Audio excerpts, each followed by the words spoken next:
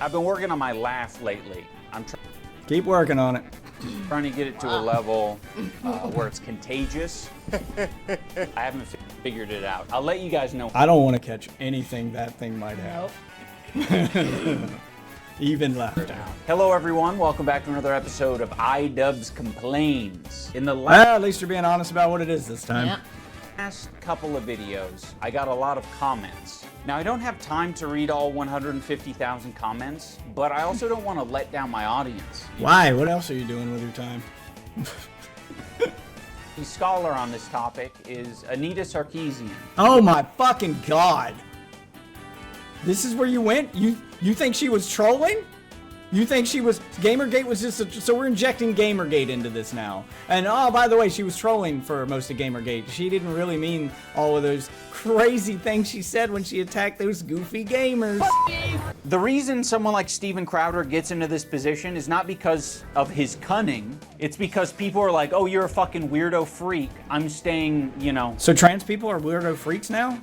Ooh, you need to tread lightly here, Ian. Tread very lightly. Okay, so we got iDubbbz's newest video here, concern trolling, where I'm pretty sure he's. This is gonna be about 30 minutes worth of projection. Yep.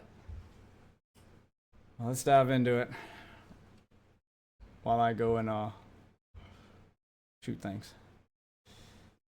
So it's been a fat minute. How you been? Finally got your account back. How do you keep losing that account? I feel like you say that every time you pop back in. Yeah, it has been a minute. Also, you can make another account for free or use YouTube. Most of my viewers are on YouTube now. I'm preparing for my inevitable Twitch ban. So yeah, just use YouTube. It's better. All right, here we go. iDubbbz concern trolling. Okay. Now, thankfully for me, I have the majority of this video already recorded. This is just a little addendum. I think an addendum is something that you put at the end, but this is a predendum. I'm throwing in a little predendum. Something that I've been struggling with for a long time on YouTube is concern trolling. The thing that I really struggle with is not doing it? You really struggle with not doing it. Yeah, he probably. That is how that sentence should end. Yeah. Oh, fuck me, dude. identifying concern trolling. The difficult part of it is when there are people Oh, you can't tell that you're doing it. Oh, that makes more sense.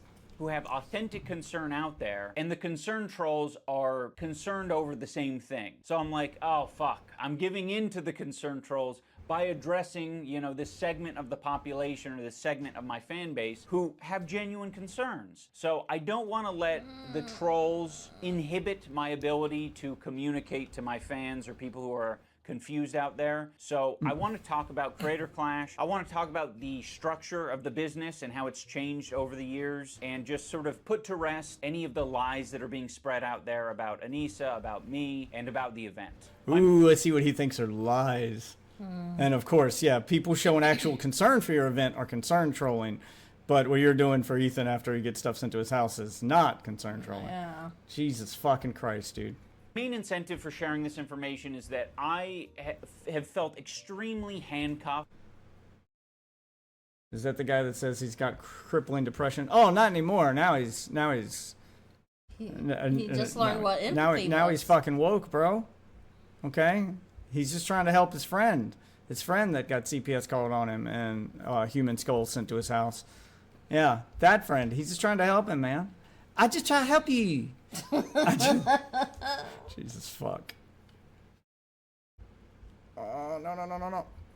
By Creator Clash these past years because I'm not an expert communicator and I don't know how to convey things, not over communicate, not do all these things that potentially put the event at risk and put other people at risk. And that's kind of why I wanted to step away from this event. It feels like it's inhibiting my ability, like the business side of things, like inhibits my ability to communicate openly and effectively, especially when there's so many people counting. What's inhibiting your ability to communicate effectively about the event is the fact that you stopped focusing on the event to make a content cop on your best friend and to like dive head first and inject a political war into a boxing event.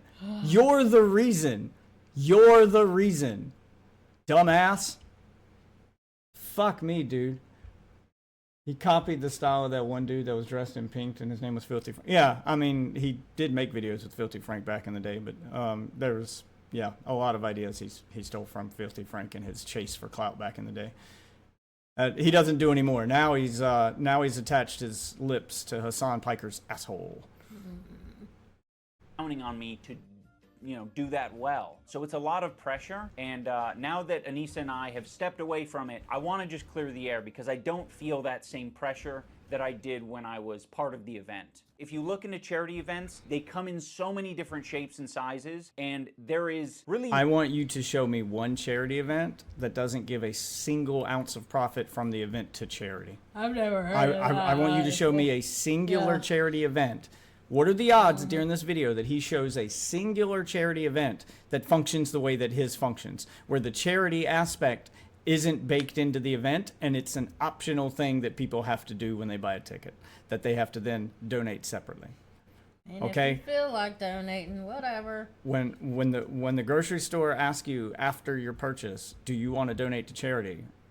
They're not a charity grocery store. They're just a grocery store that has a donate option. No one heads over to Walmart. And I'm going to the charity Walmart. Charity Walmart. They're stocking those shelves for charity. Every that's why I shop there, because I know they care. No, they're just a place that you can donate. You can also do it online. Like, they're giving none of their profits to that charity. That's still you. That's no format that is completely obvious for creator boxing plus charity. The charity Home Depot. They give out day laborers. I'm gonna donate Julio and Juarez to your cause. Jesus. For the first Creator Clash, we had the business model of after everyone has been paid for, the expenses of the event, all profits go to charity. That was the business model, and it was successful. Thankfully, it was business model. That's how charity works. Yes, the first one was a charity event. This is Creator Clash 1. So you'll see how it changes over time. So Creator Clash 1, they gave a percentage of the profit. Creator Clash 1 made over $1 million for charity. Creator Clash 2, they didn't do that. No. And they ended up losing $250,000. And Creator Clash 3, the profits were kept completely separate. So each time it got further and further away from the charity. Yeah. The charity aspect became further and further less involved with the event itself. Which seems like a mistake. Yeah. Well, it's a greed one, because he made a bunch of money during that first one, and he had to give a bunch of it to charity, so he didn't get to put it in his pocket. But then he tried to find the whole thing. You're supposed to be giving it to charity. Right, but he didn't want to give it to charity. He wanted to keep the money. Oh, okay. You're so just a greedy piece of shit. With the second one, he tried to structure it a little bit differently so that more of the money would go to him and less of it would go to charity. But the event ended up losing money, so now he didn't only not make money for charity, he lost money himself. And yeah, he lost money out of his pocket and made no money for charity. So the third one, charity's not even a part of the event whatsoever. It's a separate thing. So now, even if the event loses money, he can at least go, well, we still made money for charity. Because with the second one, he lost money and he made no money for charity. So both things happened. He's trying to make it so that even if it loses money, even if I fuck this up, I can still claim that I'm making money for charity. So this is a save face move, but he's still got it structured in a way where he gets to keep all the profits. Out the first year. Now, some people will be critical of one of the costs being parties for Creator Clash 2 and actually Creator Clash 1, because that's where we... Things that aren't necessary for a boxing event that you spend a bunch of money on. Yes. Yeah. Yes. Got the idea from. It was very successful for Creator Clash 1, or the event was successful. We don't know if the party worked to encourage people to promote the event, but that was the idea. You get a bunch of creators to show up to a fucking hotel the night before their fight, and they're going to post about it on social media, and the internet will be abuzz. And the event was successful, so we thought that that strategy of having, a little hubbub, a little hullabaloo before the event and after the event was a good idea. So we ran with that strategy again, hoping that creators will post about it and be excited about it and buzz will be generated, but it didn't happen. Yeah, because you don't understand. It didn't happen because the first time all of that happened and worked out the way it did because it was new. Because there was a novelty to it. This idea of YouTubers boxing each other hadn't been done before. So people were excited about it. By the time you roll around... What? So I gotta go use the bathroom. So by the time you rolled around to the second one, people had already seen all those YouTubers box. They'd already seen all these parties. Like, all of that hype around the event had changed. So you have to change with it. You now have to be 100% focused on the event. It can't just be like you and your friends hanging out. They gave basically you got a pass the first time because it was new and novel and people were just excited for it. Now it's routine, and if you're going to say it's a yearly event and make it routine, then you have to rip out all of those fun party elements of it because we're not celebrating anymore. Now it's a routine boxing thing. People expect it to be conducted like a boxing thing, and that's what you didn't do. Maybe it did happen, but it just didn't sell tickets. I would cross that off my list as a learning experience of, well, if you do this strategy, you either got to force people to post about it or you have to fucking, I don't know, not do it. You gotta make sure that people are slapping each other during the weigh-in. That's probably what I'd change it to, because it's cheaper, you know? It's a lot cheaper if people slap each other during the weigh-in. I just wasn't about that. I was just like, I don't want this fake drama shit. For the second creator clash, we used the same... Yep, but that's what boxing is. It's just like pro wrestling. There's fake drama. People want to think that these two fighters have a beef and have a reason to fight other than just for funsies. So you create that fake drama. You have those fucking face-off interviews where they get in each other's face and they talk a little shit. Yeah, people like that. That's how you build hype for the event. If they're all just chilling out and having coffee and being like, so we're going to box tomorrow? Sure. No one's going to give a fuck. It's clear that you have no idea how boxing works and this was all just an excuse. And the more you talk about it, the more it becomes clear that it was all just an excuse for you to hang out with your YouTuber friends. Business model. This time we increased the budget, we had more fighters, we had a bigger arena, and more expenses in general. As a result of that, there were a lot more costs, and our ticket sales did not make up those costs. It seemed very obvious that this was not the way to run the charity boxing event. Then why did you run it that way the third time? If it failed the second time, you repeated every single one of these mistakes that you just listed with Creator Clash 3. You booked the same venue. You did the same number of parties. You did a whole hotel, rented out a whole hotel. You hosted huge galas. You did the red carpet event. You did literally every mistake from the second one, with the only difference being now charity is a separate thing. It's no longer part of the profits. So you were going to do the same thing again a third time. You were going to repeat Creator Clash 2, but this time you were going to make it so that you stand to make money and the charity stands to lose none. You thought that would be this big way to save face. It wasn't. You guys pay attention to everything that he says here, talking about Creator Clash, because the cope and the way that he's framing it. Because after this, the coach from Creator Clash went on H3's podcast and basically just revealed all. And when we watch that immediately after this, we are going to see the contrast between what iDubbbz said happened and what the people behind the scenes say actually happened. So keep that in mind. We told our business partners we are not going to do this event again unless it can be promised to us that there was a way to guarantee money for charity. And the business model that was presented to us was what we're enacting, or what we did enact this year with Creator Clash 3. And that is, the for-profit side of the business is unincorporated. But that's not what you did. Putting a donate button on the page that's optional for everybody who buys tickets and giving none of the ticket sales to charity doesn't guarantee money for charity. Everyone can buy a ticket and donate nothing to charity. Your event still happens. You still make money, and charity gets no money. If no one chooses the optional donation after buying a ticket, charity gets no money. Charity is no longer part of your event. So if it's not part of your event, you can't guarantee that it makes money if you have a successful event. The only way you can guarantee that you can absolutely guarantee that the charity makes money if your event is successful is if you bake part of the profits into the donation. So you're saying that, okay, I'll give 10% of the profits to charity. That incentivizes you to have a successful event.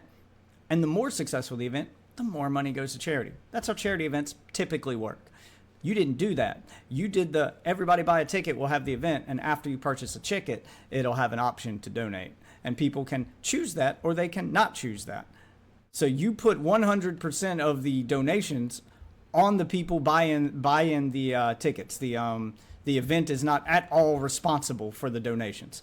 So if you're not responsible for them, how can you guarantee that they go to charity? How can you guarantee that charity gets money if you're not responsible for the money going to charity? This is, oh man, the framing of this, dude. This is, why did you make this video?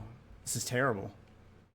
Incorporated with the charity aspect. So the charity partner is its own fundraiser that we sort of like push people to, you know, before, during, and after the event. I think where some of the confusion is that many people don't understand how charity events operate, because to be honest, one of those people is you. You are lying. The way you're framing this, pushing people, by pushing people to it, he means giving them an optional donation button at the end of their checkout. That's it. That's what he means. They're all very different. And with something like a charity boxing event, there's a lot of money that you have to front to put it on in the first place. And if you have an investor, you're able to do that. That investor is going to want money, they're going to want profit, but that at least gives you the initial funds to put on the event. There are other charity initiatives and events that allow people to spend money for a ticket and immediately get a product, and also their money goes to charity. Those are usually big fucking conglomerates, giant companies that can afford that cost because they're selling you other things. Some people... Nope, you just give a percentage of it. Or in some cases, give the entire profit because you don't want to make any money from it. You big conglomerates, dude, YouTubers and streamers do this shit all the time. They go, I'm going to do a charity stream. I'm going to sell t-shirts. And instead of pocketing the money from those t-shirts, it's all going to go to charity. They're foregoing their profits for charity, and it's not costing them anything because they're still making money from the donos on the live stream and stuff. Yeah, YouTubers do it. Lots of mom and pop businesses do it. Small businesses do it. Schools do it. Lots of places do this. It's not big conglomerates, you fuckwit. People have an idea of charity events as being like a strictly altruistic thing where everyone is just sacrificing their time and energy and money for the charity to put on a boxing event. No, most people understand that when charity is baked into an aspect of a business, that they're just going to do a portion of the sales for charity. That's it. That there's no extra steps, that they're not sacrificing anything other than profit, really. For most businesses, it's just, oh, instead of making 100% of the profit, I'll make 90% and I'll give 10% to charity. That's how most of them work. They don't have to do anything special other than that. They can conduct their business as fucking normal and just go, hey, when we look at our money at the end of the week, instead of keeping all of it, we'll just give this much of it to charity. Some of them take it a step further and go, I'll match whatever we make to encourage people to shop at the store. That increases their sales, which increases their profits, which increases the amount that goes to charity. And then they go, okay, we made $100,000 for charity, so we'll donate $100,000 of our store profits to match that. So now we're giving $200,000. It's not, people understand this, okay? It's like at the checkout at Walmart all the time. Walmart does this frequently. Like many stores do this. Many YouTubers do it. This is retarded. Like, how are the people watching this that agree with them, like, not have their intelligence and so, oh, because they're not intelligent. Never mind. Costs a lot of money. And even in other examples like GDQ, Games Done Quick is a charity event, but they're not like a charity themselves. You know, they run a business and they partner with a charity and they fundraise for the charity. They send people to the charity, and thankfully they have... Nope. That's not how Games Done Quick works. I mean, they do send people to the charity, but they also donate themselves. That's the difference between what Games Done Quick does and what you're doing. You're not donating anything from the boxing event yourself. You're just sending people to the charity. They send people to the charity, and also they take some of what they make during those live streams, and it goes to charity. Some of it, if not all. Holy shit. Why does he always look slightly worried, though? Because he knows what he's saying is false, and he's worried that people will catch him in his lie. That is a common look that you'll see on people who are lying. people who are lying and know they're lying because they're doing it maliciously are often worried when telling that lie that they'll get caught because they know the truth and you don't, and they're trying to trick you. And people who are bad at lying, like him, have that look of worry in their face because they're scared. They're scared they'll get caught. And he has been caught. All this gaslighting and adding to the story doesn't help his lie. Multiple ways of being paid and paying the people who are running the show. That might be through payment from the charity. That might be through their own Twitch stream or merchandise. I just know that. Oh yeah, it's some of that too. He does have the look of a man who's in too deep. Yes, he got in over his head. He didn't realize how. Which, if anything, the only way he could save face right now would be to turn around. He's never going to do it. But would be to turn around to Ethan and admit fault for everything. And to just say, I should have listened to you. I'm sorry, Ethan. You said that Hassan's fan base was insane and that they are rabid and that they are just saying crazy shit all the time. Because remember, Ethan called that out on the Leftovers podcast when he asked Hassan to get control of his chat because they're unhinged. Hassan's fan base is unhinged. All he'd have to do to save face would be to tell Ethan he was right, to eat some crow and say, you were right, Hassan's fan base is unhinged. I didn't realize how unhinged they were. I was clout chasing. I just want to be relevant again. I'm sorry. I ruined our friendship. You were right. They are insane. And then come to Ethan's defense and say that they were insane and that you didn't realize how insane they were. But you're watching as he realizes in real time how insane that fan base is. And you're right, he is in over his head because he's realized how insane they are and how quickly they're going to turn on him. You saw that during the charity stream with Hassan when he realizes that Hassan is talking about him, that they are going to turn on him the same way they turned on Ethan. That he's next, and there's nothing he can do to stop it now. I would say that that's his best chance to stop it, is to align himself with Ethan and hide behind him now and just eat crow, because it's inevitable. It absolutely will happen. They will eventually turn on you. The minute you have one disagreement with them, they will eat you alive. But it's probably too late to suck up to Ethan, so he knows he's got nowhere to go. I'd say that there probably was a point where he could have done that, where he could have just told Ethan, look, I'm sorry, I made a mistake. I didn't realize that they were as bad as you said they were. I should have listened to you. Yeah, and he probably could have ate crow, but he can't now. Talking about the fact that he burned bridges he shouldn't have burned? Yep. Okay. The weirdest thing is both parties having an air of faultlessness about themselves, as if we're not all human and can't have bad takes. Yeah, but they both don't. I don't know where this idea that Ethan doesn't admit fault comes from. He does it on his podcast all the time. He'll admit when he's wrong. He's apologized. He's done these things. He just seems like a normal guy who's very fucking frustrated.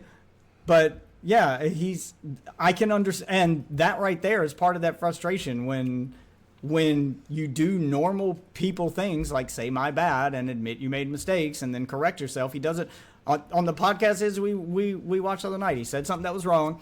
Dan in the booth corrected him and he goes, oh, well, my bad. All right, well, still. And then he goes back to his point or he'll change his point if he's completely wrong. Denims will literally read something out loud that contradicts what she just said and then pretend like she didn't read it in front of everybody. Yeah. These two things are not equal. They're both not the same. That is absolutely not true. And the minute you bring someone's kids into it, it does not matter. Yeah, these two sides are not equal. It was because during his debate with Hassan, every time Hassan pushed back, he falsely pretended to give in as a tactic. See, how the fuck can he win? How the fuck can he win if you just say that he doesn't admit fault? Both sides need to admit, both sides are faultlessness, so he doesn't admit fault. I point out that he admits fault to you, and you go, oh, well, that's a tactic. Okay, so how the fuck is he supposed to win? So there's no fucking winning then. If he admits fault, it's a tactic. If he doesn't admit fault, he's a piece of shit. What's the fucking answer then? How should he do it? How should he do it? Once again, none of that matters. Are you fucking serious? None of that matters. I don't think it's a tactic in the debate. He legitimately admits when he's wrong, and Hassan won't. He's not perfect. I watched the debate, and I don't know much about politics, but he'll admit when he's wrong. Hassan will literally hear him say something, and then attack him on a point he didn't make. And then he'll have to try to clarify Hassan over and over again. So, and I'm not yelling at you specifically, Sarah. It's just that's usually how it goes, is they complain when he doesn't do something. I'll point it out to one of them on Twitter. I'll show a clip of him doing it. And then they basically just scream fake news at me. And like, oh my God. It's so frustrating. Oh, no, the tactic there isn't him admitting fault. Like, that's not the tactic. So when he does the, sure, bro, let's move on. That's him going, we're getting off topic. This doesn't matter. I'm trying to keep the debate. I've been in many debates. I was in debate club in high school and college. I've been in many debates. There's sometimes when you just have to go, this point is irrelevant and it deviates from the topic. I'm going to let it go, and I'm going to steer us back to the topic. That's the tactic. Sure. He's being dismissive, but not admitting he's wrong to it. Basically, the thing that he's like dismissing is all of the times that Hassan would try to derail and bring up a point that doesn't matter. Basically, I don't want to answer your question, so instead, I'm going to obfuscate the point and go off on to something else. And then Ethan would correctly identify that tactic and basically shut it down and go, no, let's go back to this question.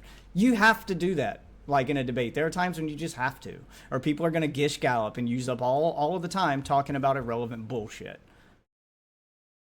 For a charity boxing event in the form of Creator Clash, there aren't too many ways to recoup your money. He can't win. He can't win.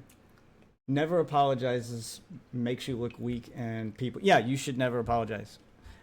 I will tell you, like I tell my wife, I do not apologize unless I think I am wrong. All right? I said it to my last girlfriend. I say it to my current wife. And I'll say it to my next one, too. Other than ticket sales. And that was obviously the biggest challenge of the previous two events. When it does well, awesome. But when it doesn't, it's a huge problem. It remains to be seen whether the for-profit business side of the event will be successful. But the main controversy, I would say, is that it was revealed with the change of ownership that Anissa and I... Yes, that is the controversy, is that you were not transparent about that. It had to be revealed from a third party. It had to be revealed from someone else. And then after it was revealed and you made your last video where you addressed it, you didn't say what the number was. You just said there was a profit share element. You downplayed it. Yeah, that's the problem. Yeah, this isn't supposed to be Those two numbers right there are also the problem. Not just yours. There's multiple problems here. One of them is the fact that 54%, that is 20% plus 34, 54% of the total profits from this event aren't going to charity. They're going to the fighters, and then 34% of it is going to you and your wife. Why the fuck are you two getting paid more than every single fighter in the event combined on the year neither one of you are fighting in it? Yeah, that's a bad look, but let's hear the cope. Because we're 1/3 ownership of Creator Clan. Oh yeah, we're gonna watch the coach on H3 after this, so we get a contrast here. We get Ian's version of the story, and then we're gonna go watch what the coach says about it on H3, because I know that he had one of the Creator Clash coaches on there. The business, that we were getting 34% of the profit share. We weren't anticipating this event doing well. Like, we wanted to do well enough to pay back the... You understand that makes you look worse, right? If you anticipated it doing bad, you're saying that there's going to be less money. You want 34% of it when it's smaller, means that has a bigger impact. Yeah, it just kind of makes it sound if you take like a bad 34% of a billionaire's money, he's still a rich millionaire. If you take 34% of my money, I can't pay my bills. when it's a lower pie and you take the same big piece, it looks like you're taking more and not less. This point makes you look worse. Investors, of course. So that's one of the reasons that we were, okay with the profit share thing. But another part of it as well is that the contract wasn't structured in a way that the profit share could just directly go to charity. It was told to us, like, you could just donate your portion of the profit share to charity. Told to you? So you don't even know how your own event worked? I don't believe this for a second. I'm sorry. I don't believe that you set up an entire event and didn't understand how the charity part of your charity event would fucking work. What? Can you really call it a charity event like, anymore? I would say no, because you're just asking people to donate when they buy a ticket to your event. That doesn't make your event a charity event, but they still call it that. But if anything, the confusion should have come from the fact that your event now no longer gives anything to charity itself, and it's calling itself a charity event. Like, there's no way you can spin this. Even if I believe you at your word and say that you didn't think it would do well and that you didn't understand how the charity part would work. Once it was explained to you, your first response should have been, so we're not a charity event anymore. We're just doing a boxing match and asking people to donate, right? Like that should have been your take. I'm sorry, because that's how it works. You're trying to make it sound like it's this crazy complicated thing, and it's really not. It's really not. It's pretty self-explanatory. We're gonna ask people to buy tickets, and when they buy tickets, ask them to donate to charity. So when we're not going to give any of our money to charity. Yeah, it's not that complicated, dude. Okay, fine. Now, I know some people will find it hard to believe that Anissa and I were just going to give our portion of the profit share to charity. There's nothing...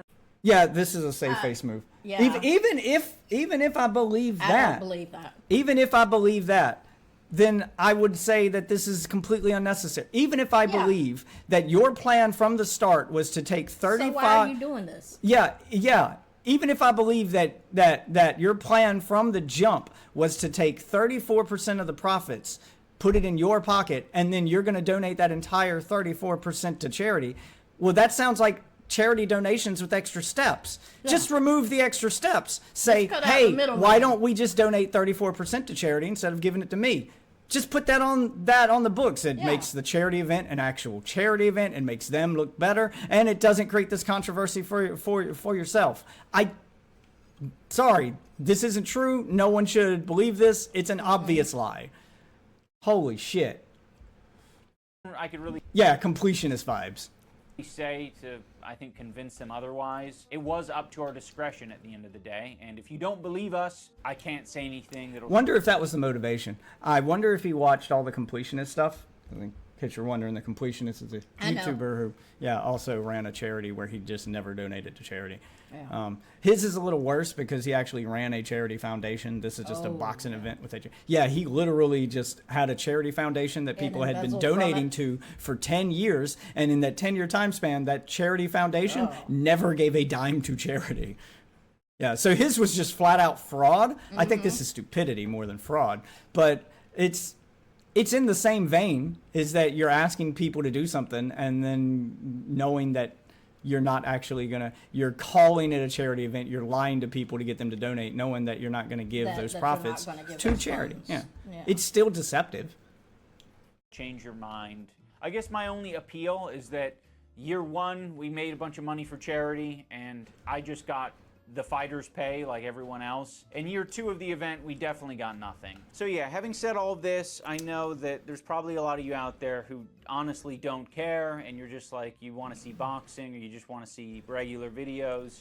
I don't think there's anyone who doesn't care about the charity aspect. It was the literal fucking premise of the event. I was going to say, wasn't that the point? I would argue that the people who just wanted to see boxing and don't care about charity are going to be those people you blame for its failure. Those ones who are just going to pirate it. People buying the tickets absolutely care about charity. There's probably different levels of them. Some of them probably care more about the boxing than the charity, but they also care about the charity. It's probably both. I get that. For my soul, I needed to communicate it. So yeah, that's a big relief for me. I mean, I'm very happy that you know, this year money is being raised for charity, flying. and I'm glad to know that it's already more successful than than year 2. Mission accomplished. Yeah, but none of that was done from the event. Mission accomplished. 210,000 of that dollars came from Hassan's charity stream. That came from Hassan. That money could have been made with no boxing event whatsoever. That's just Hassan's audience doing what they do and dick sucking Hassan. You didn't have to run a charity event at all. But yeah, I guess technically you're right. Even the $1,000 that Ethan himself, the guy you don't like, donated to the charity, even if we only count that $1,000, that still makes it more profitable than Creator Clash 2. That makes it more successful than Creator Clash 2, because Creator Clash 2 had $0 donated to charity. I could donate $1 and claim that I personally made it more successful than Creator Clash 2 with $1. Fuck me, dude.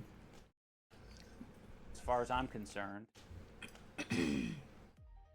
I responded to his personal attack with a joke, and then he hit me with a concern troll. From the right, there's a lot of concern trolling around small businesses. This is the most boring kind of... Oh my god.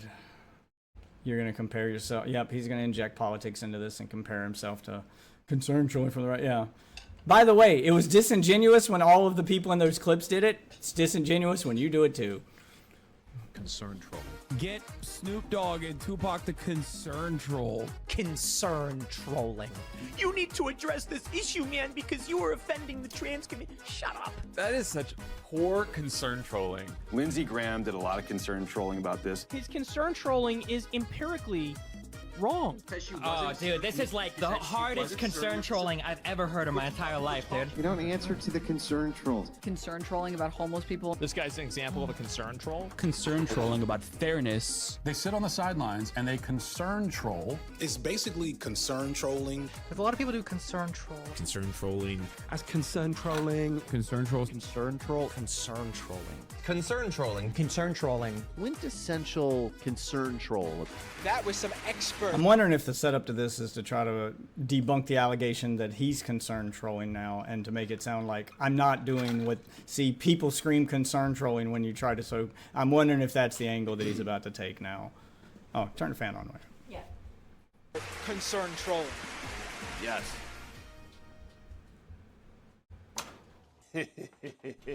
Yeah, I think that's the angle he's about to take. Not that other people are concerned trolling him, but that he's tired of people acting like his genuine concern is concern trolling. This is what they say when you try to help them. Yeah, I think that's where we're about to go with this. Oh my god. And that's why I showed all of the other people online who do the same thing. Fuck. I've been working on my laugh lately. Keep working on it. Trying to get it to a level where it's contagious. I haven't figured it out. I'll let you guys know. I don't want to catch anything that thing might have. Nope. Even laughter. When I figure it out. Hello everyone, welcome back to another episode of iDubbbz Complains. In the at least you're being honest about what it is this time. Last couple of videos, I got a lot of comments. Now, I don't have time to read all 150,000 comments, but I also don't want to let down my audience. Why? What else are you doing with your time? You know, I want them to know that I hear you. I hear your concerns, and I'm listening. I've put all 150,000 comments into the AI, and I told it to condense it down into a singular comment that is representative of the whole. My hope is that the one comment will perfectly represent a small fragment of everyone in the audience. It's going to be a racial slur. Get Lord of the Rings out of your mouth. It's going to be a racial slur. If you put... Lord of the Rings out of your mouth. Keep my ring out your fucking mouth! You keep my... Look, if you take any comment section... out of your fucking mouth, okay? If you take any comment section, it doesn't have to be 150,000. Take any Twitter thread, any comment section, and feed it into AI, and it would just produce a racial slur. Yes, it's going to be a racial slur. Great. We know how the internet works. Thanks for explaining it to us, Anissa's husband. so everyone is equally happy. Okay, hold on a sec. So I'm kind of lost. Who's Hassan again? But hey, it's cool to see a content cop after all these years. Still, I gotta say, something feels different, man. Did we lose the plot somewhere? I miss the old days, but whatever. Keep doing you, I guess. Anyway, peace out. I'm gonna go rewatch some Filthy Frank now. I'm gonna be honest, I'm a big fan of the one comment because I feel like it perfectly encapsulates a comment from like a normie viewer who maybe watched you 5 years ago, but you know, they don't keep up with the drama or anything. When I first started my research on— So we're not gonna address any of the actual complaints. We're just gonna feed it all to AI, get a generic comment out the other side that just takes common phrases from them all. That misses the greater point because some of those comments could contain that same phrase but be presenting it in a completely different way. So we're just going to do that instead of actually addressing any criticism whatsoever. And we're going to play it off as if we've addressed it all criticism in one fell swoop. Fake news. On concern trolling, I was trying to find scholars on the topic. I know it hasn't been around for that long, but I'm like, surely there's someone who is well versed in the art of the troll. Who's he getting? Oh God. Mastered that art of trolling. To my surprise, the Donald Trump! I mean, he trolled his way into a presidency. If it's anyone other than him, he didn't do his homework. I'm sorry. The scholar on this topic is Anita Sarkeesian. Oh my fucking God. This is where you went? You think she was trolling? You think she was— Gamergate was just so we're injecting Gamergate into this now. And oh, by the way, she was trolling for most of Gamergate. She didn't really mean all of those crazy things she said when she attacked those goofy gamers. Yeah, it's been almost a decade since like the Gamergate time, and go figure, the white guy 8 years later is like, I think Anita Sarkeesian was kind of onto something. She wasn't. Most of that has been disproven, mostly by the people she was offering to defend that work in gaming. But sure. There's a lot of assholes on the Oh, sorry, I don't mean to go but sure and act as if I'm not listening to him or disagreeing with him. Sorry, see, I'm doing it too now. Oh no, I'm just like Ethan. Internet. And they're kind of misogynistic too, I think. It's crazy what a little CTE or the love of a woman will do to you. Unfortunately, that's not the only species of concern troll out there. The most obvious definition for concern trolling is when someone is pretending to be concerned about a particular subject or cause, when in reality, they don't give a fuck. They're just doing it to either get attention, start a fight. Thanks for the definition, Webster. Great, now we all know what concern trolling is. He's gonna read us the Wikipedia page. Derail the conversation. To be honest, it's very effective. Because back in the day, you No, it's not. You keep trying it and it keeps failing. could identify someone trolling pretty easily, and you can kind of scroll past it. They'd have a name like Shit is Fuckus, and they would say fake and gay. But nowadays Yeah, when it's that obvious, you can see it and roll past it, but what you're doing is concern trolling, and everyone can tell. It's not effective. It's not having the desired effect, which is why you're making this video coping about it. Feels like the average troll is going to give you a paragraph or two, and you will not be able to identify straight away if someone is fucking with you or not. Do they hate me? Are they making a point here? Should I rethink my behavior? What the fuck? It seems like they'll oftentimes give you their fan resume to like prove that they're not just some random hater, right? They're not a troll or a hater. They're a fan who's been supporting you since the Kickstarter crap era. They've been supporting you since you made a NFT of your ball sack. I've been subscribed since the Overgrowth Let's Plays. Hello, everybody, and welcome back to more Overgrowth. Just want to say that this video really missed the mark. Hope that you can do better. Hope that you can do better. Such a great... How is that concern trolling? That's content critique. Concern trolling is telling them to get help from a therapist or something instead of addressing their actual like claim or comment. Okay. Thing to say. It's like, you're a piece of shit. Part of the reason I want to share this is just him not being able to handle criticism. That's all this is. Because I know there are a lot of creators out there who have to deal with this on a regular basis. They have to be the ones to differentiate between authentic and inauthentic. And a lot of the time you just gotta fucking flip a coin or just ignore it outright. And it's really easy to say, like, I would handle that really well because my policy is to not give a shit about any of it. But obviously, if you do want to have some sort of relationship with your audience or the internet in general, you do have to give some percentage of attention to what's being said online. That's going to be different for everyone. Now, some people might be worried that I'm giving new strategies to all the trolls out there. But don't worry, they already know these strategies. This is kind of like I think this is... Why is there a penis on the screen? Oh, that's a dude. That's a guy. drawing of a dude. Yeah. That looked like a dick. It does. In all of us, right? Like, if you want some attention, you're gonna figure out a way to get the attention. If you want to fuck with people, you'll figure out how to fuck with. Yeah, I just caught it in the corner of my eye. Where are the balls though? I just caught it in the corner of my eye. All I saw was the part up top, and it looks like a dickhead. Whoever that dude is in that picture, he's a dickhead. Yeah. People. This isn't like some secret sauce, really. There's a few different strategies of dealing with concerned trolls. You can obviously, try to look into their post history, and if they don't come across as credible, if all their post history is wiped, then you can just say, I'm gonna err on the side of you're trolling me. When I listen to Tim Pool, he has like a little bit of a theory on, the left versus right and who is doing more concerned trolling. The right has their concern trolls, but it's rare. It rarely happens. On the left, it's fucking what? Sorry, I don't keep up with politics. Tim Pool's a fucking moron. Really? This is your source? Okay. endless because people like Patton Oswalt don't care about principle. Now, I don't fully buy into what Tim Pool is selling here. You can kind of look at the political spectrum as like a spectrum of concern, and people on the left seem to be generally more concerned than people on the right. You can say that people on the right... No, you're half right. The political spectrum is a spectrum of concern. Neither one is more concerned than the other. They're just concerned about different things. Something that a person on the left isn't concerned about, for instance, is immigrants. They aren't concerned about them. They'll let them come here. They don't worry about them. They think they're great. People on the right are concerned that they're going to ruin their society.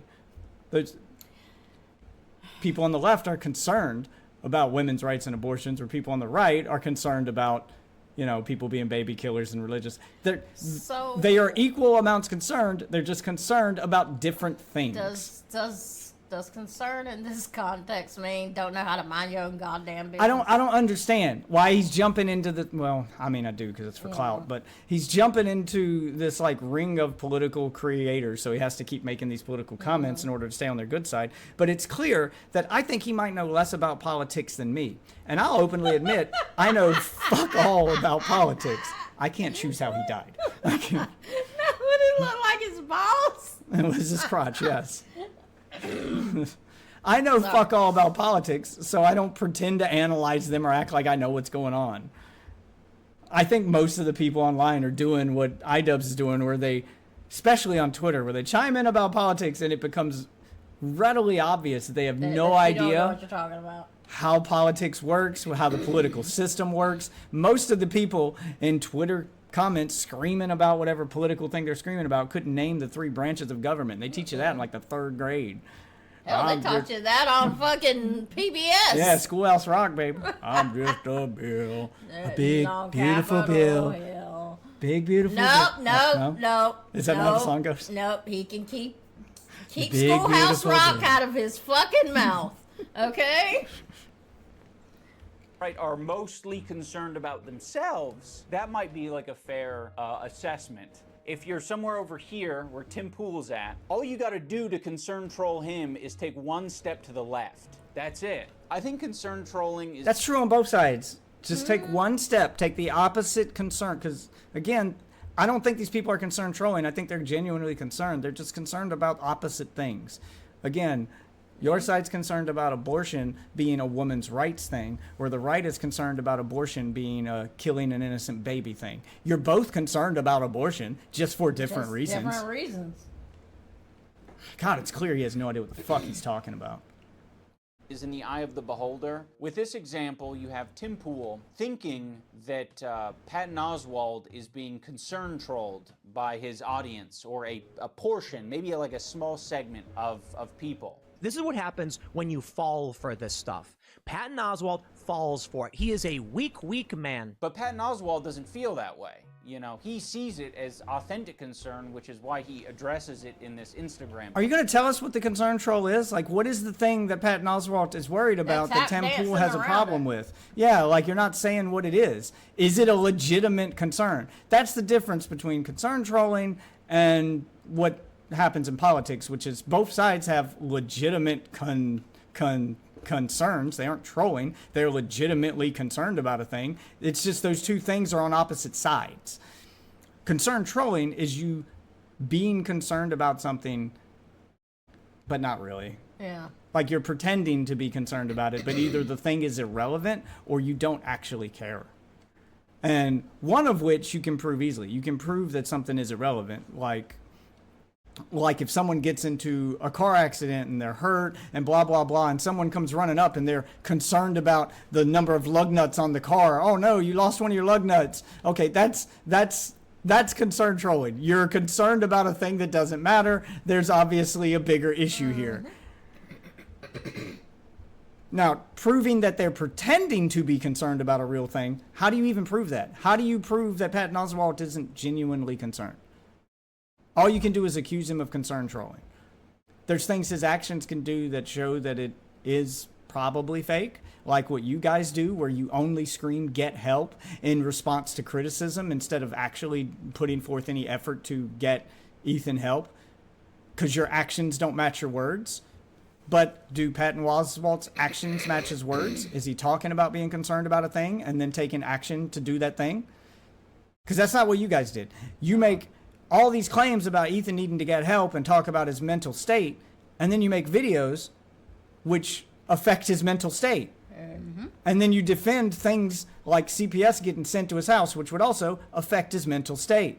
So you can't defend the things that are making him crazy and then tells him and then tell him he needs to get help for being crazy. Post. By the way, the concern is basically just people were uncomfortable with his association with... All right, I did pause Andy. His association with what? Dave Chappelle, because Dave Chappelle did some transphobic or said some transphobic shit. But Tim Pool has such a fucking low emotional IQ that he doesn't realize it isn't a big deal to listen to what other people are saying and like adjust your behavior. It's all up to our own fucking discretion, right? Like, if you aren't to the point, Tim, where, you know, you don't want to apologize for fucking anything, which, by the way, it seems like that's a theme on your podcast, is basically saying, like, I'm not a problem. But acting like that's the way the rest of pot, meat, kettle. The world needs to operate. It's like, I think Patton Oswalt is doing just fine operating the way he's operating. Wallow in it. Okay, Patton Oswalt? Never tell an offensive joke again. Never cross the line again. Good luck trying to figure out where that line is. Good luck. You won't find it. You give in to the concern trolls, and you will never work again. It's so fucking funny, too, because Patton Oswalt has been doing comedy since Tim Pool was in fucking diapers. What the fuck are we talking about? Can we please, like, I don't know. It feels like... You retarded fuckwit. This is not about... Tim Pool isn't even talking about Patton Oswalt anymore. He's using Patton Oswalt as a vehicle to push a narrative. He's just one of probably many examples he's gone through on his podcast of trying to say the left is going to eat itself. He's just pushing a political narrative, and, you know, Patton Oswalt is the vehicle of the week. It's whatever topic is trending. That's how he operates. He gets on fucking Twitter, he sees what's trending, and then goes, how can I spin this trending topic into my political agenda so that I can talk about it, still push my agenda, and hit the algorithm? That's it. That's what he's doing. Nothing more. Like, people like Tim Pool love to appeal to like authority all the time. In this scenario, can we please appeal to authority or acknowledge that this guy has tremendous authority over you in the world of comedy? Unless you think comedy is saying, like, I went to a Jewish bakery the other day. They had bagels. Really good, really impressed with it. That's the comedy you're headed for. That's the joke South Park made, and even South Park has started pulling its punches. Let me tell you about the real world, my friends. What? Oh, God. Since when? I'm sorry, I still watch South Park. I've seen no evidence of punches being pulled. They did a thing on the pandemic and the vaccine in a time where you couldn't even mention those two words in a comment section. Was it a general lack of selfishness? Yeah, during the pandemic, like they made a whole episode on COVID where you, during a time where if you said the word COVID in a comment section, it deleted your comment. Like you couldn't even talk about it, and they did it. They talked about trans shit at a time when like it was at its height. And yeah, I've seen no evidence of punches being pulled here. What is he talking about? Get woke, go broke. One of the reasons that I'm bringing this up is because after the content cop, I noticed a huge influx of concern trolls. They're trying to impact things in the real world. They're trying to, you know, make people crash out, as I was kind of indicating in my video. But I will say, unintentionally describing Hassan's fan base that he's in bed with now. Again, God, it's becoming like a pattern with you guys to unintentionally describe parts of your own group. One of the concern trolls was super fucking obvious to me. They came into the Discord. I'll read you what they put so you can kind of get a vibe for what a concern troll might sound like. Now this comment is in reference to me saying that I think he needs a good ass whooping. What were we saying? He needs a hug? No, he doesn't need a hug. He needs a good fucking... I think it's concerning how many YouTubers feel the need to be involved with political shit. Oh, it's just clout chasing. It's the easiest grift in the world. If you just inject politics into something, because the fucking internet as a whole right now is so politically goddamn brain rotten, people can't get enough of politics. It seems like the entire fucking YouTube space is obsessed with politics. Yep. Inject politics into something, put it in your thumbnail, put it in your title, and you're going to get an influx of viewers almost instantly from both sides. You'll get the people coming for the echo chamber shit to cheer you on, and you'll get the people from the other side coming to hate watch you and try to prove you wrong. It is the easiest way right now it's the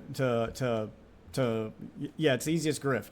It's why Mudahar did it, because remember, his channel is Some Ordinary Gamer.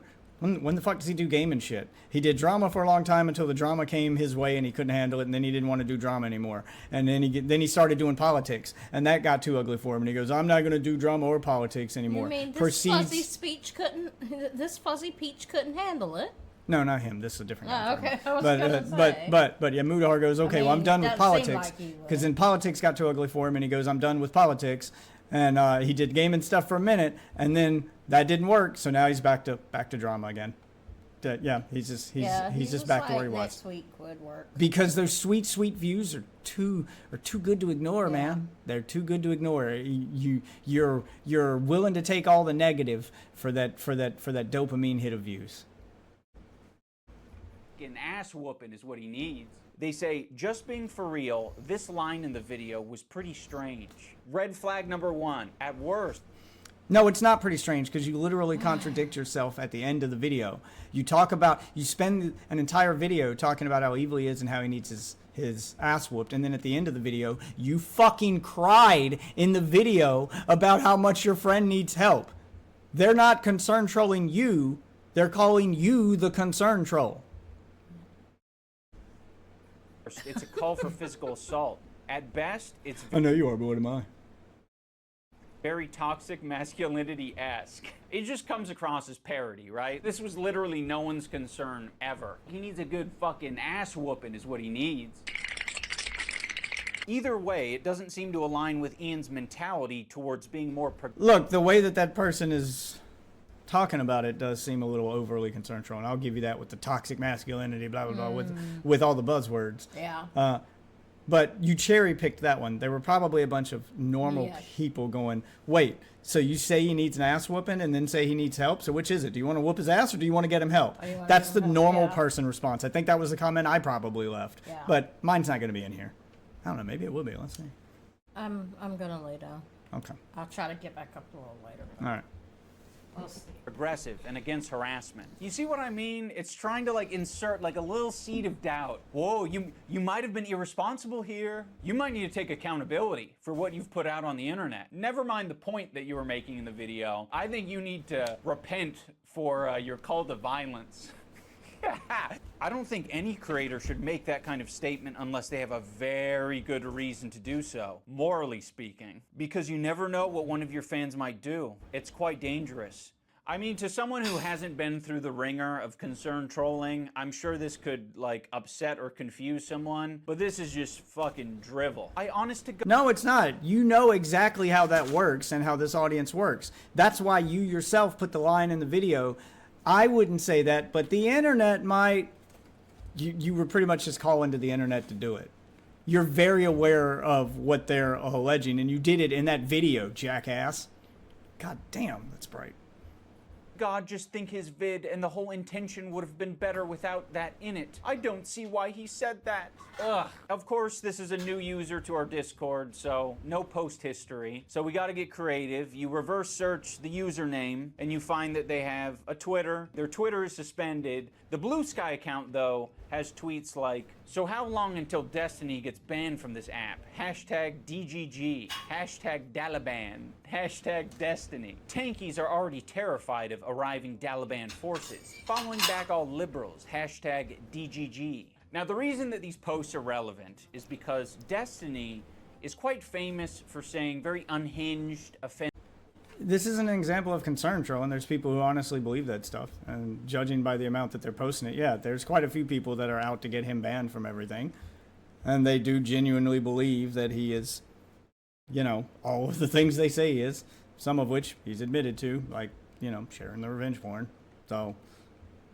offensive shit, and he doesn't really seem to care that much about it. Don't pretend like you care about mental health or any of that cringe shit. Just be based. Tell people to kill themselves. Make fun of people who are on SSRIs. Make fun of people who have depression or anxiety or GD. Just do that. Just embrace the I can't say the words on stream anymore.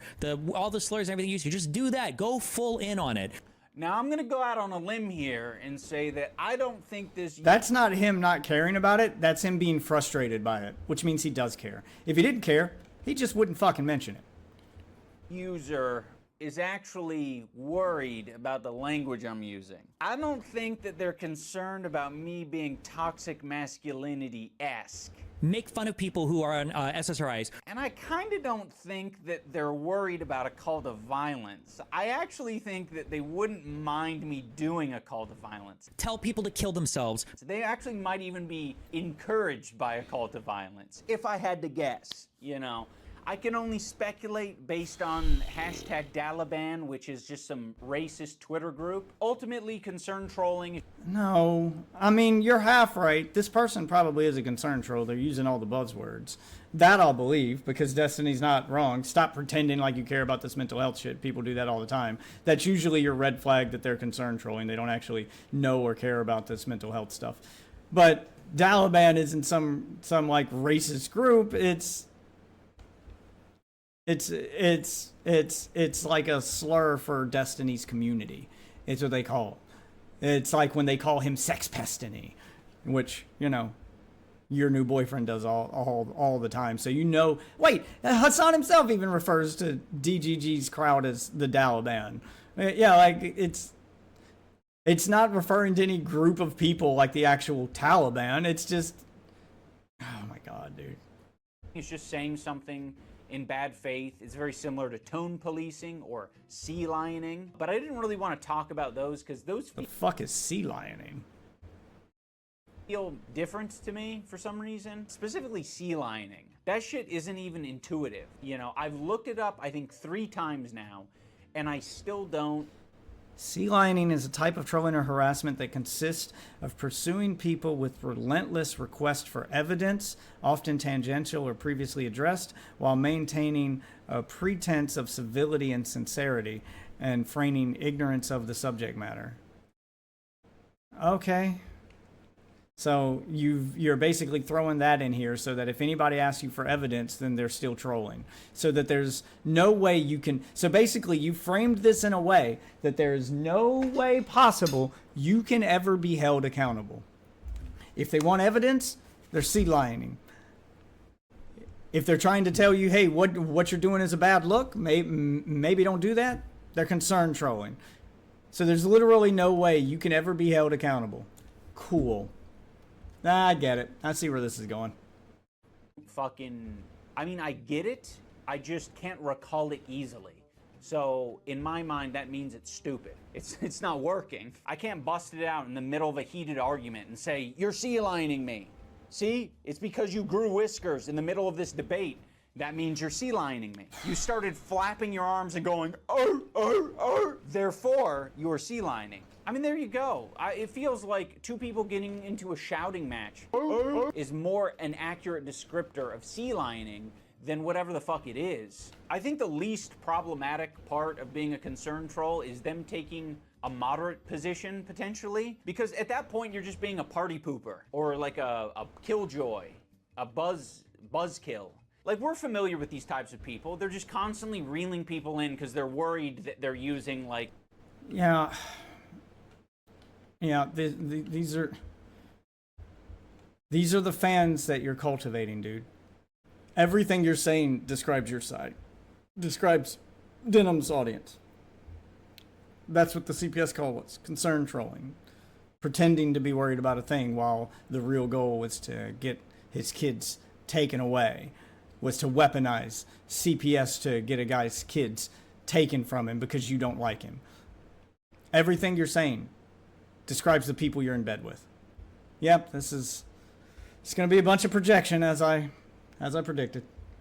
Like, too crazy or rhetoric, or they're getting a little too excited, right? And I think we all could use people in our lives to, like, reel us in a bit. The aspect of concern trolling that bothers me the most is the role-playing aspect. There isn't really a lot of incentive to not be anonymous online. There are some people out there who've made the unconscious choice to be like, my online profile is just an extension of who I am in the real world. And then there are all the people who consciously decide to stay anonymous. Now, for some of these people, it's just like, I want to be safe and I really don't want to take that plunge. Fair enough. But then there are the people who are like, not only am I not going to be myself, I'm going to be someone else. You know, I'm going to be someone else so that I could fuck with this community of people.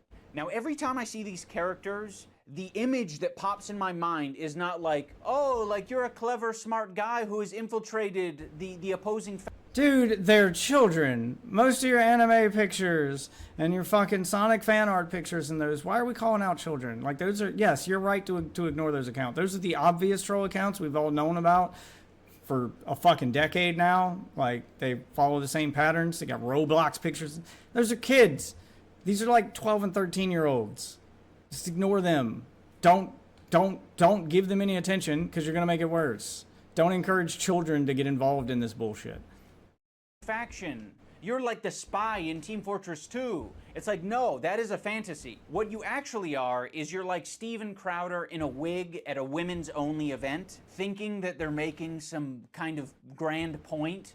Hi, I'm Stephanie with all the frequencies of feminism, and I am here at the Women's March in Austin. We quickly found out that nobody questions, criticizes, nor runs security background checks on trannies. Hands up our puppies! The reason someone like Steven Crowder gets into this position is not because of his cunning. It's because people are like, oh, you're a fucking weirdo freak. I'm staying, you know. So trans people are weirdo freaks now?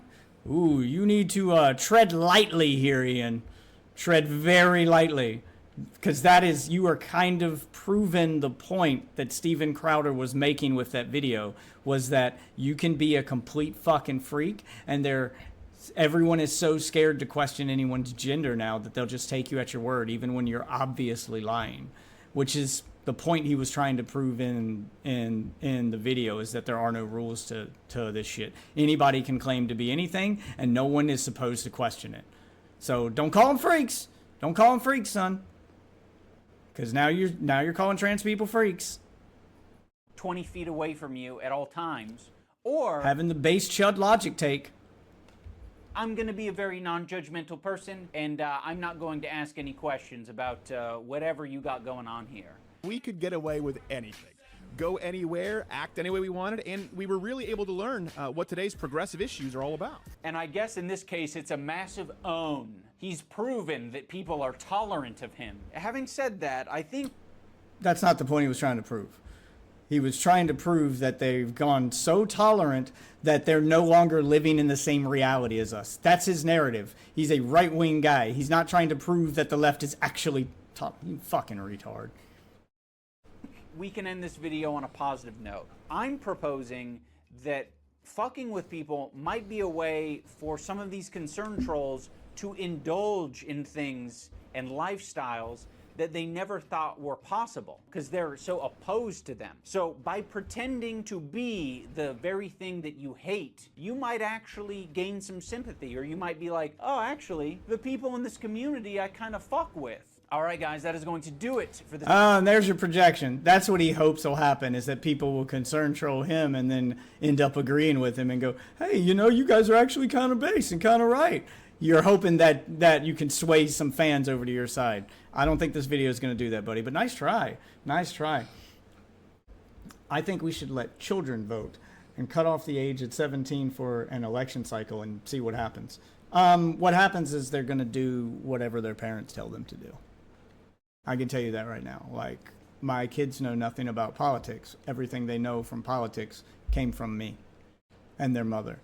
And it's the same with any child, probably up to a certain age. I'd say up till about maybe freshman high school, and then they might actually start paying attention to politics. But even then, most kids tend to agree with their parents unless they're trying to rebel against them. They're not actually paying attention to the politics. Terrible idea. Wasn't there a movie where they made a baby a president by accident? Is that what you're trying to reference? So they would be informed? Misinformed. Misinformed. As most voters are. Because if their parents are misinformed and they're learning from their parents, guess what? They're also misinformed. And kids in school don't have the time, the energy, or if TikTok has proven anything, the attention span to actually do enough research to become informed. So they're going to listen to whatever dolt in their life is going to clarify shit for them, and then they're going to get a biased take that's probably also misinformed. Misinformation spreads like a plague, unfortunately.